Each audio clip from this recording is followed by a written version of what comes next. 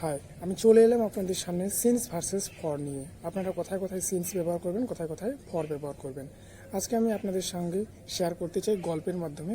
এটা খুবই simple, just একবার পুরো গল্পটা এটা গল্পে আকারে শুনে নাও, তাহলেই আপনাদের মনে থাকবে।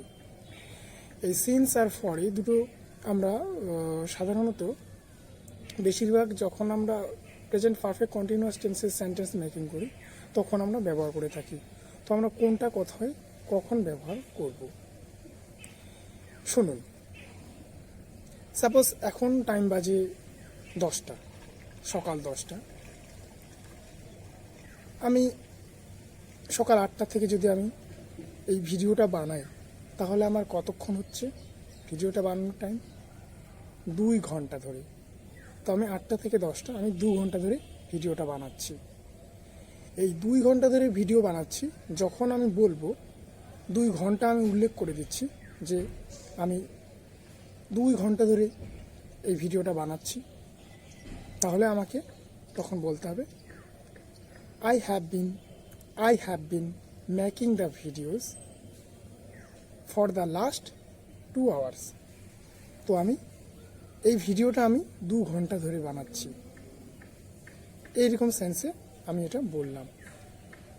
এবার যদি আমি বলি আমি সকাল 8টা থেকে বানাচ্ছি, তো সকাল 8টা কোন সময়? এটা হচ্ছে মর্নিং সময়।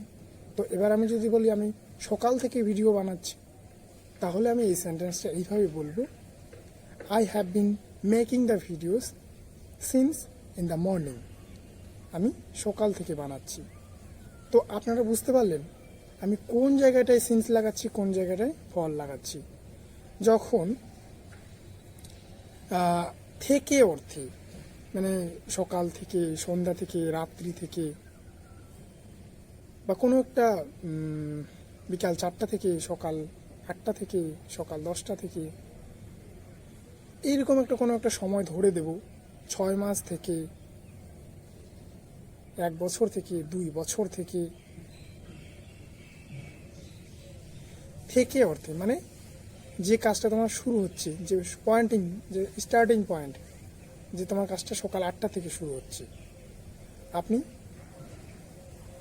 সেই 8টা থেকে যে শুরু করলেন কাজটা, এইরকম সেন্টেন্স যখন আপনি শুরু করছেন স্টার্টিং পয়েন্টে, সেখান থেকে আপনি সিন্স ব্যবহার করবেন। আমি সকাল 8টা থেকে বই পড়ছি, তাহলে এই সেন্টেন্সটা কি হবে? এটা হবে I have been reading the book since না for? বলুন আপনারা। তো আমি বলেছি 8টার থেকে, তো তাহলে এখানে অবশ্যই সিন্স হবে। I have been reading the book since morning, since 8 in the morning. বোঝার চেষ্টা করুন, আমি সিন্স তখনই লাগাচ্ছি থেকে অর্থে। আর আমি বেশি এক্সাম্পল দিচ্ছি না, জাস্ট এটা শর্টে ভিডিওর মাধ্যমে বোঝানোর চেষ্টা করছি। এই হলো সিন্সের ব্যবহার। এবার আমি ফর আমি কতক্ষণ ব্যবহার করব, কোন সময়ে ব্যবহার করব। কোনো একটা কাজের একটা সময়কে বেঁধে দিয়েছি, ঠিক আছে?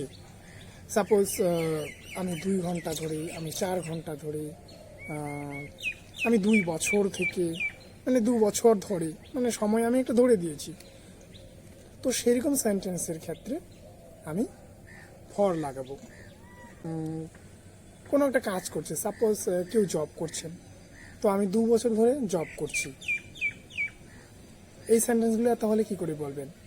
I have been doing the job for the last 2 years. আপনি বলে ফেললেন এটা, যে আমি 2 বছর ধরে জব করছি। এবার আমি 2 ঘন্টা ধরে পড়ছি, I have been reading the book for the last 2 hours. আমি 3 বছর ধরে ইংলিশ প্র্যাকটিস করছি, I have been practicing for the last 3 years. আমি 3 বছর ধরে ইংলিশ প্র্যাকটিস করছি। আপনারা নিজে থেকে হোমওয়ার্ক তৈরি করুন, আপনাদের ডেইলি লাইফে কী ধরনের কথা বলতে হয়, কী ধরনের সেন্টেন্স বেশি করে বানাতে হয়, সেই ধরনের সেন্টেন্সগুলোই নিজের খাতায় নোট ডাউন করে ওগুলোকেই প্র্যাকটিস করুন। দেখবেন এটা নিয়ে আর কোনো সমস্যা থাকবে না। ঠিক আছে, আমি আসছি, আবারও আসবো অন্য কোনো একটা টপিক নিয়ে। Bye bye, thanks for watching.